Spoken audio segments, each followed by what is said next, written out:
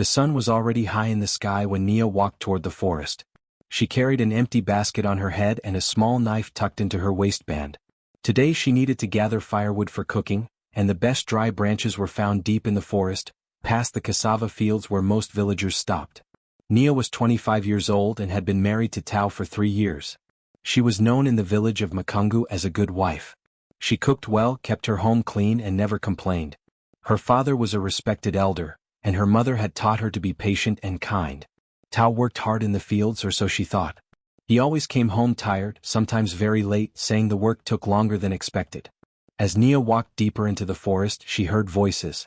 At first, she thought it might be other villagers collecting wood or checking animal traps. But something made her stop. The voices were quiet, almost secretive.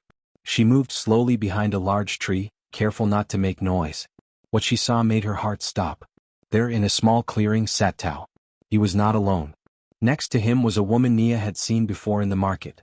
The woman was laughing, and Tao had his arm around her shoulders. They were sharing food from a cloth bag, talking and smiling like they had done this many times before. Nia felt her hands shake. Her basket fell from her head and hit the ground with a soft thud. She quickly picked it up and ran back through the forest, not caring about the firewood anymore.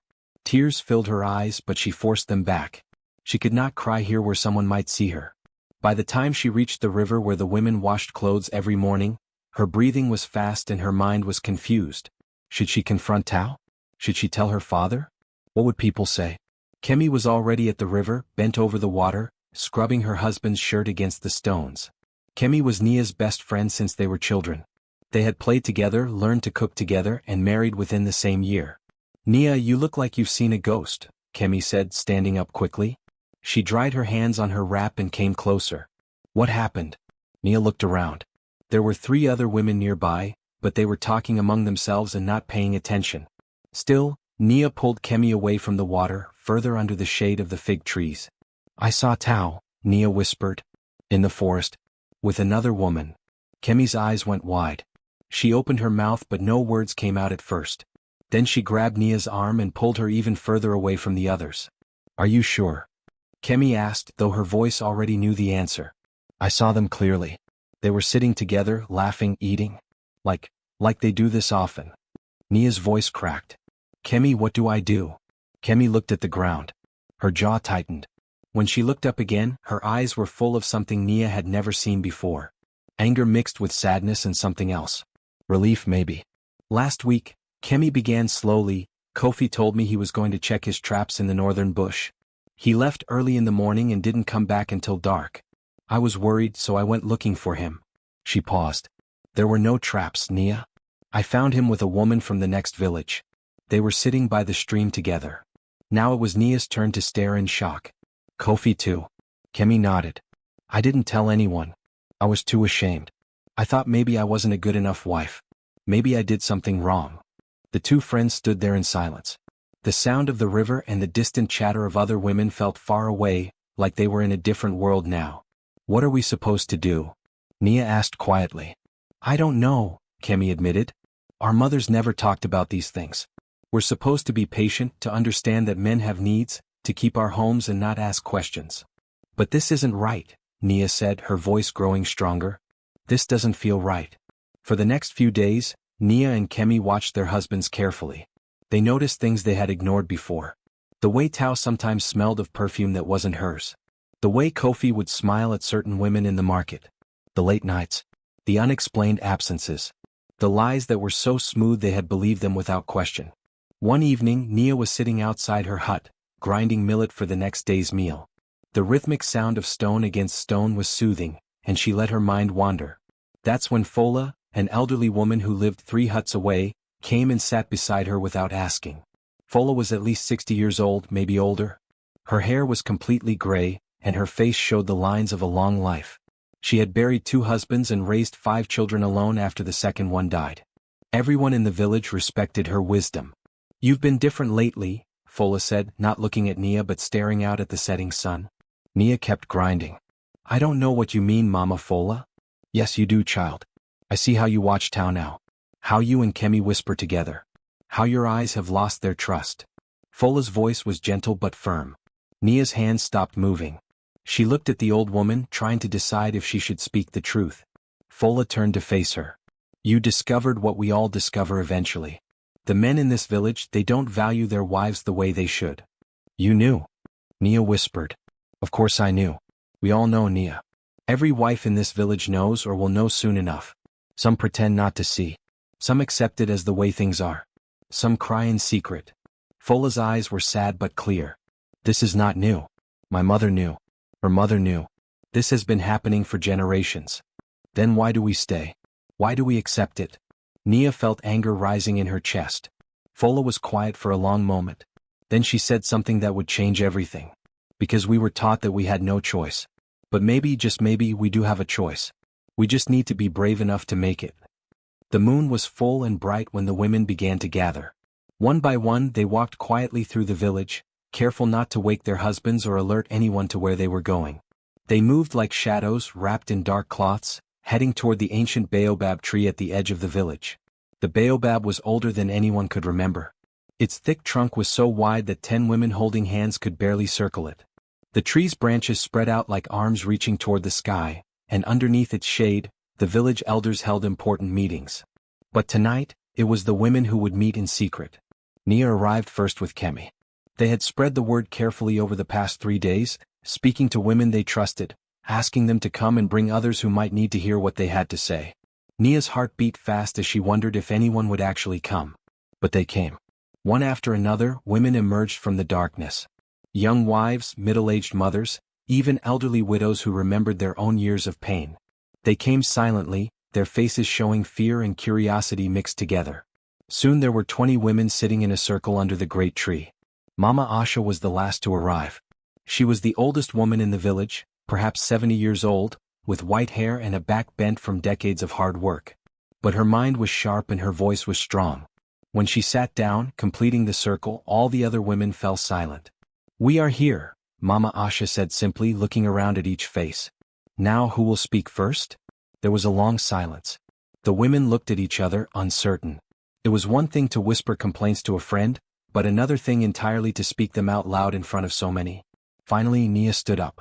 Her legs felt weak, but Kemi's encouraging nod gave her strength. I saw my husband with another woman, she said, her voice quiet at first, then growing stronger. In the forest.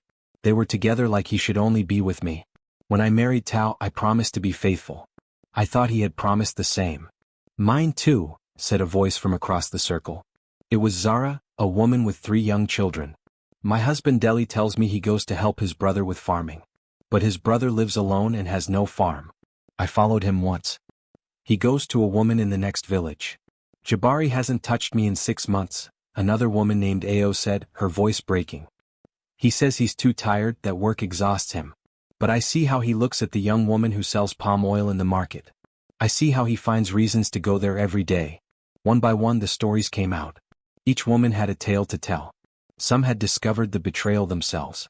Others had been told by friends or had simply put together the pieces over time. A few had known for years but had never spoken about it, thinking they were alone in their pain. Lena, a quiet woman who rarely spoke in public, stood with tears running down her face. Yemi comes home smelling of another woman's cooking. He tells me my food isn't good enough, that I'm not pretty enough, that I don't please him anymore. But I work from sunrise to sunset. I take care of our home, our children, his mother who lives with us. What more can I give? Nothing, Mama Asha said firmly. You give nothing more because you have already given everything. The question is not what more we can give. The question is why we continue to give to men who betray us. The women nodded, some wiping away tears, others clenching their fists in anger. My first husband was the same, Mama Asha continued. And my second. I thought it was my fault. I thought I wasn't enough.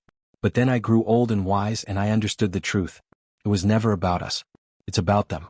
They take and we give, and they never learn the value of what they have. But what can we do? Asked Kemi.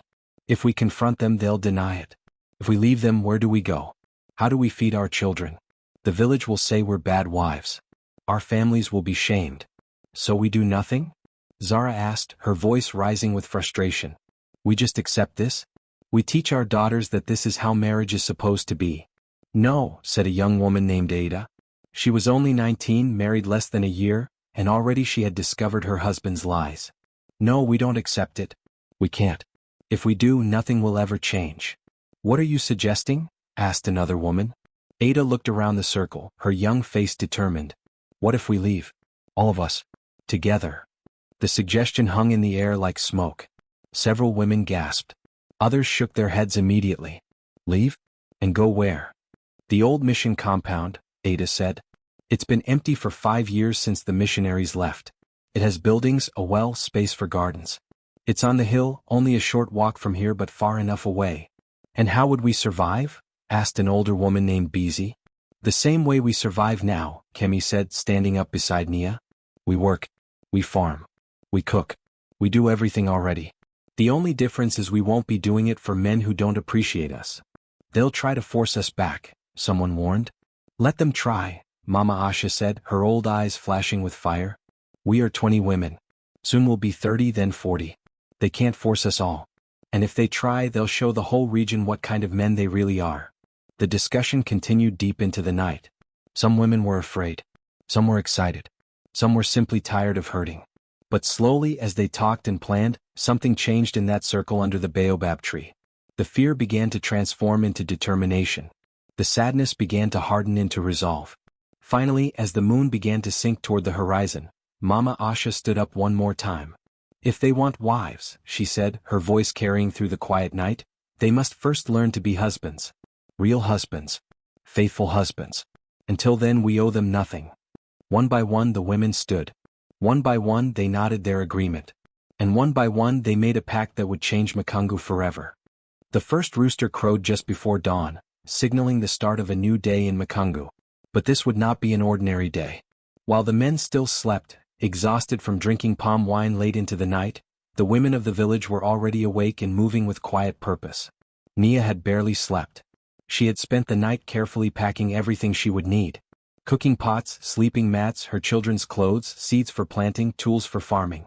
She moved silently through her hut, her 2 young children still asleep on their mat in the corner. Her heart pounded in her chest, but her hands were steady. In the hut next door, Kemi was doing the same. Across the village, in 20 different homes, women were gathering their belongings. They took only what was theirs and what they had made with their own hands. The furniture the men had built stayed behind. The tools the men used stayed behind. But everything the women had created, earned, or needed for survival went into bundles and baskets. As the sky began to turn from black to gray, Nia gently woke her children. Her son was 5, her daughter 3. They rubbed their eyes sleepily. Mama, where are we going? Her son asked. Somewhere new, Nia whispered, wrapping her daughter in a cloth on her back. Somewhere better. But you must be very quiet. One by one the women emerged from their huts. They met at the center of the village where the cooking fires were usually lit each morning. But today there would be no fires, no breakfast, no wives preparing food for their husbands. Mama Asha stood waiting, leaning on her walking stick. Despite her age, her eyes were bright and alert. She had convinced 3 other elderly women to join them, women who had lived long enough to be tired of suffering in silence. Is everyone here? She asked quietly. The women counted. 23 had come, plus 17 children old enough to walk and 8 babies carried on backs or hips. More than Nia had expected. Her heart swelled with hope and fear mixed together. Then we go, Mama Asha said. But before they left, Nia walked to the center of the village square.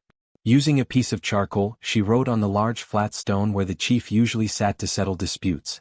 The message was simple, just 3 words in large letters. We are done. The women began walking as the sun broke over the horizon. They moved in a long line up the path that led to the hill. Children who were old enough carried small bundles. Mothers with babies on their backs balanced baskets on their heads. Older women helped each other over rough patches in the path. The old mission compound had been built by foreigners many years ago. They had come to teach about their God and their ways, but they had left when the government changed. The buildings were made of stone and wood, stronger than the mud huts in the village. There was a main hall, several smaller rooms, and a large courtyard with a well in the center. Vines had grown over the walls and the roof needed repairs, but it was shelter. When they arrived, the women immediately began to organize. Some cleared the courtyard of weeds and debris. Others tested the well and found the water was still good. A group of younger women climbed onto the roof to check for holes that would need fixing. Children ran around exploring, excited about the new place despite not fully understanding why they had come. By mid-morning, Smoke began to rise from cooking fires in the courtyard. The women had brought food with them, enough for several days.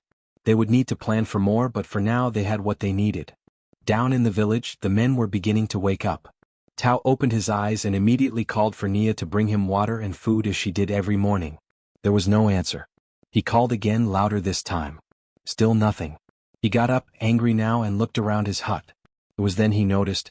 Nia's sleeping mat was gone. Her cooking pots were gone. His children's clothes were gone. The baskets she used for carrying were gone. The grinding stone she used every day was gone. Tao ran outside and saw Kofi standing in front of his hut with the same confused expression. Kemi is gone, Kofi said. Everything is gone. Other men were emerging from their huts now, all with the same story. Their wives had vanished. Their children were gone. The cooking fires were cold. They gathered in the village square, talking loudly, trying to understand what had happened. That's when Deli, Zara's husband, pointed to the stone where the chief sat. Look, he said. The men crowded around to read the message written in charcoal. We are done. Done with what? One man asked stupidly. With us, you fool, snapped another. Chief Obi, the village leader, pushed through the crowd. He was a large man with a booming voice, used to being obeyed. He read the message and his face darkened with anger. This is rebellion, he announced. We will bring them back immediately. A group of 15 men, led by the chief, marched up the hill to the mission compound. They arrived to find the women working calmly in the courtyard. The children stopped playing and ran to hide behind their mothers. This foolishness ends now, Chief Obi declared, his voice echoing off the stone walls. You will return to your homes. Mama Asha stepped forward. Behind her, the other women formed a line, standing together. We will not, she said simply. I am the chief, Obi said, his face reddening. I command you to return. You are chief of the village, Mama Asha replied calmly. But this is not the village. This is our home now. You have no authority here. Tao pushed forward looking for Nia. When he saw her, he called out, Nia, stop this nonsense. Come home now. Bring my children. Nia met his eyes but said nothing. She simply turned her back on him. One by one, the other women did the same. They turned their backs on the men and walked away, back to their work as if the men weren't even there. Chief Obi tried to push past Mama Asha, but 6 women immediately moved to block him.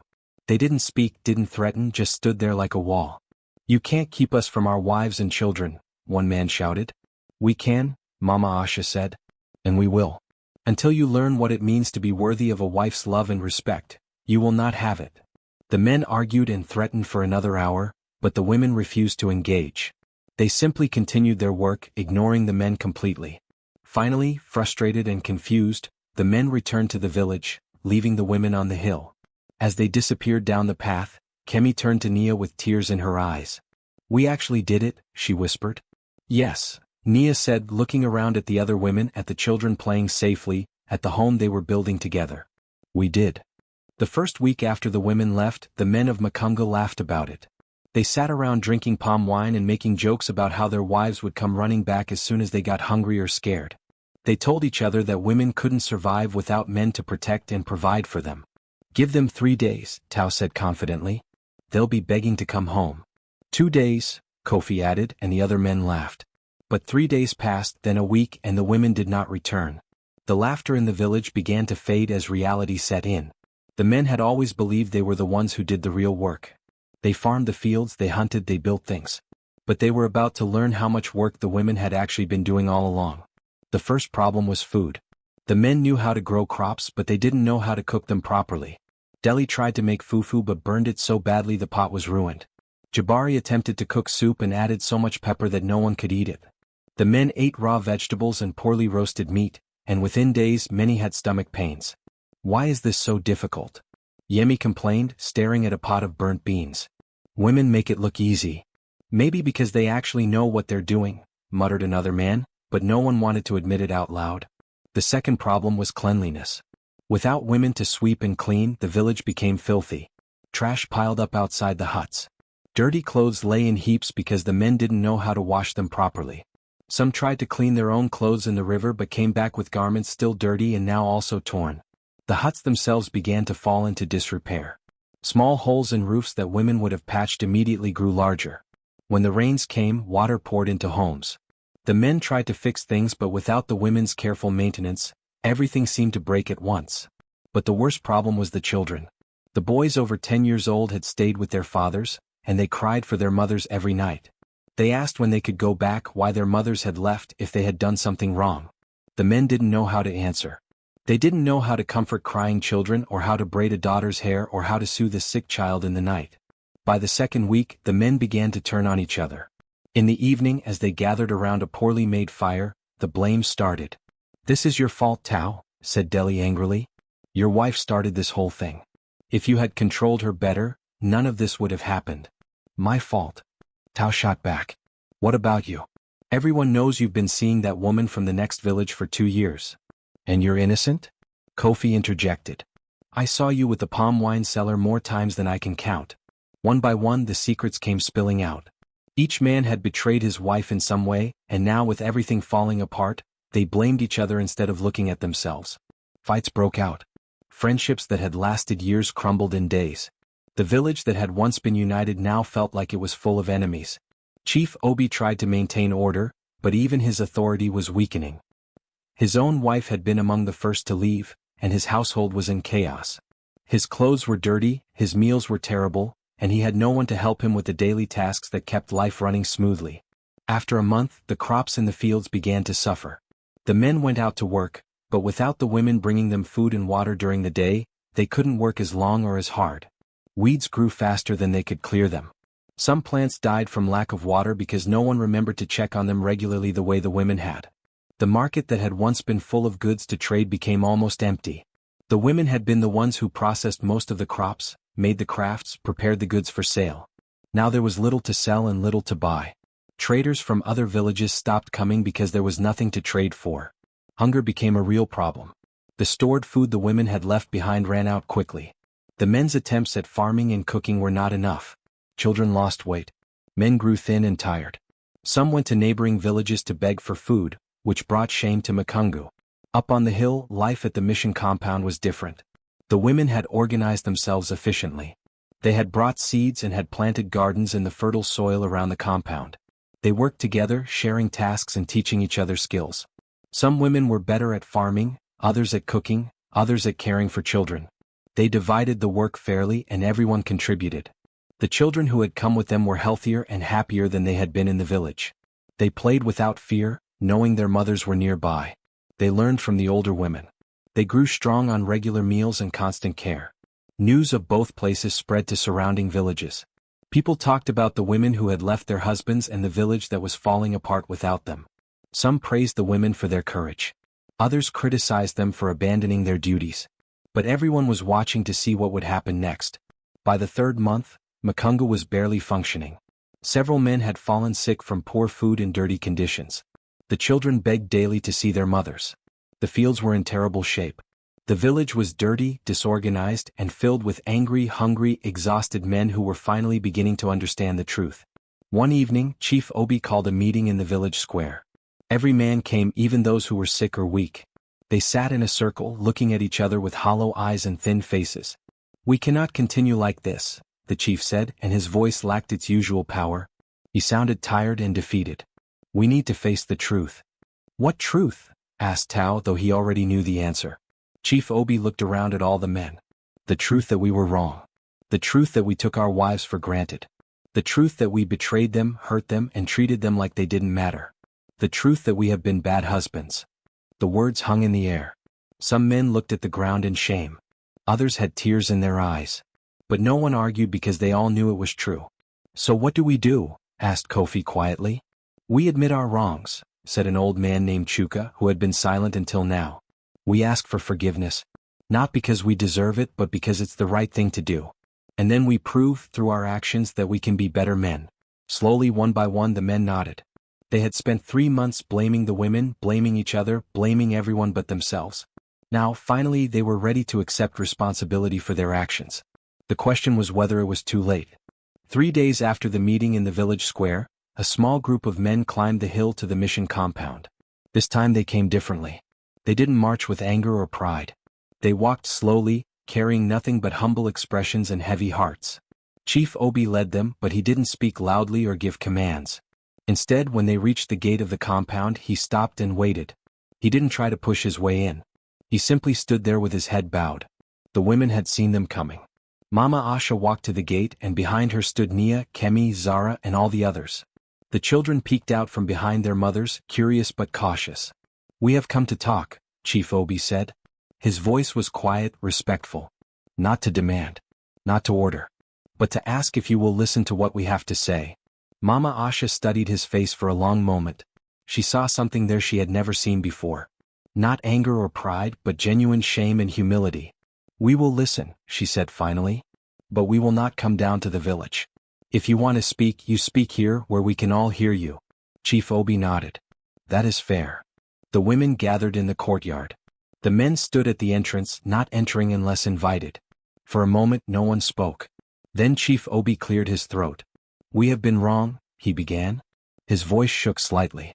"Not just recently but for years. For generations. We treated you like servants instead of partners. We broke our marriage promises. We took everything you did for granted. We thought we were the important ones, the strong ones, the ones who mattered most." He paused. "We were fools." Some of the women's faces softened. Others remained hard, waiting for more. Tao stepped forward next. He looked directly at Nia. "I betrayed you. I lied to you. I made promises I didn't keep. I blamed you for my own failures. I'm sorry doesn't feel like enough, but I am sorry. Deeply sorry." One by one each man spoke. Kofi confessed to Kemi. Deli admitted his wrongs to Zara. Jabari, Yemi, and all the others spoke their truths out loud. Some men cried. Some could barely get the words out. But they all spoke honestly for the first time. When they finished, Mama Asha spoke. "Words are easy. Pain makes words flow like water. But words mean nothing without action. What will you do differently?" "We have written new laws," Chief Obi said. He held up a piece of paper covered in writing. "We spent 3 days creating them, and every man in the village has agreed to them." He began to read. The first law said that women would have equal say in all village decisions.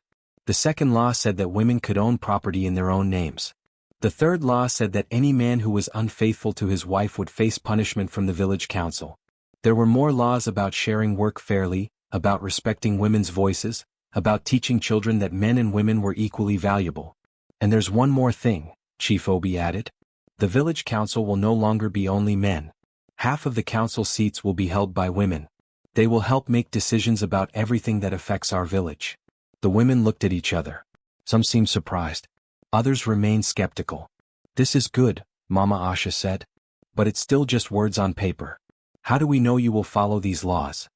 "We have created something we're calling the Baobab Court," said old Chuka, who stood with the other men. "It will be run entirely by women. If any man breaks these laws, if any man betrays his wife or disrespects any woman, the Baobab Court will judge him and decide his punishment. We are giving you the power to hold us accountable." Nia felt her heart beating fast. This was more than she had expected. More than any of them had dared to hope for. But still, trust had been broken so badly. Could it really be repaired? "We need time to discuss this among ourselves," Mama Asha said. "Go back to your village. We will send word of our decision." The men nodded and left without argument. As they walked back down the hill, the women gathered in a tight circle. The discussion lasted hours. Some women wanted to return immediately, hopeful that real change was possible. Others were afraid, worried that the men would go back to their old ways as soon as life became comfortable again. A few wanted to stay at the compound forever, never trusting the men again. Finally, Mama Asha raised her hand for silence. "Listen to me, all of you. We have created something powerful here. We've shown that we don't need men to survive. We've proven our strength. That power doesn't disappear if we return to the village. We take it with us." "But what if they don't keep their promises?" asked a young woman named Saad. "Then we leave again," Mama Asha said firmly. "And next time we won't come back at all. They know this now. They've tasted what life is like without us. That knowledge is our protection." After more discussion, the women voted. The decision was close, but the majority chose to return with strict conditions. They would come back slowly, watching carefully. At the first sign of broken promises, they would leave again. And the Baobab Court would begin immediately, with Mama Asha as its head judge. The return to Makungu happened over several days. The women didn't rush back with joy and celebration. They came back cautiously, like warriors returning from battle, alert and ready to fight again if needed. The men had spent the days cleaning the village, repairing homes, and preparing food. When the women arrived, they didn't pretend everything was perfect. They showed the women the work they had done and asked for guidance on what still needed to be fixed. The first meeting of the new village council took place under the baobab tree where the women had first gathered in secret. Now they sat there openly with equal seats at the council. Chief Obi sat beside Mama Asha, not above her. Nia sat beside Tao. Kemi beside Kofi. It felt strange at first. The men weren't used to listening to women's opinions on village matters. But they were learning. The baobab court met once a week. In the first month, 2 men were brought before it for disrespecting their wives. The court assigned them punishment, extra work for the village, and required them to publicly apologize. The men complied because they knew the alternative was losing their families again. Slowly, carefully, life in Makungu found a new rhythm. It wasn't perfect. Old habits don't die easily, and there were still arguments and struggles. Some men tried to slip back into old ways and were quickly corrected. Some women struggled to speak up after years of silence and had to learn to use their new power. But things were different now. Fundamentally, deeply different. One evening, 6 months after the women had returned, Nia sat outside her hut with her daughter on her lap. Tao sat nearby, and for the first time in years there was peace between them. Real peace built on honesty and respect. "Mama," her daughter asked, "why do people say our village is special?" Nia smiled and stroked her daughter's hair. "Because we learned something important here. We learned that women and men are both valuable. That families are stronger when everyone is respected.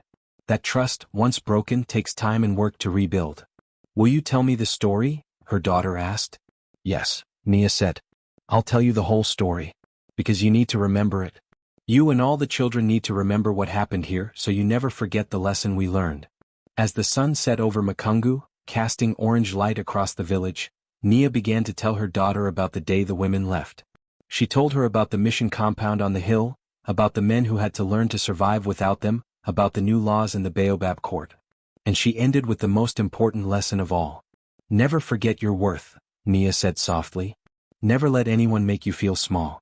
And if you're ever treated without respect, know that you have the strength to walk away. We all do. That's what we learned here in Makungu." Her daughter nodded seriously, tucking the story away in her heart where it would stay forever. And in homes across the village, other mothers were telling their children the same story, ensuring that this lesson would pass from generation to generation. Makungu had changed, and the change would last because no one would ever forget how it came to be.